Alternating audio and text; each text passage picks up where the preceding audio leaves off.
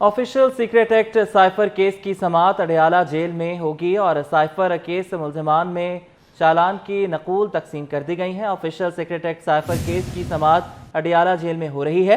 Cipher case मुल्जिमान में चालान की नकूल तकसीम कर दी गई हैं। 17 अक्टूबर फर्द जुर्म आयद होगी। समाअत मुलतवी कर दी गई है।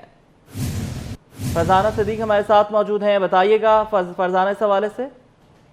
जी बिल्कुल, साइफर केस के हवाले से समाअत आज रावलपिंडी अडयाला जेल में हुई। खसूसी अदालत के जज अबुल हसनात मोहम्मद जुल्करनान समाअत के लिए यहाँ पर पहुंचे थे। आज मुल्जिमान में चालान की नकूल तकसीम की गई है। चेयरमैन पीटीआई और शाह महमूद कुरैशी भी अदालत में पेश हुए। छोटी वजूहात की बिना पर यह जो समाअत है यह अडयाला जेल में हुई है, क्योंकि खसूसी अदालत के जज की उनको भी सिक्योरिटी के मुतालिक खत लिखा गया था। तहम आज इस समाअत को जो है वो 17 अक्टूबर तक मुलतवी कर दिया गया है।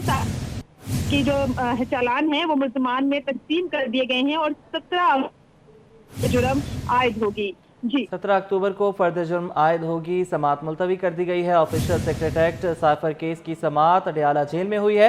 साइफर केस मुल्जिमान में चालान की नकूल तकसीम कर दी गई हैं। फरजाना सिद्दीक हमारे साथ ही मौजूद हैं, उनसे बात ही करेंगे। फरजाना, ये बताइएगा समाअत में कौन कौन मौजूद रहा?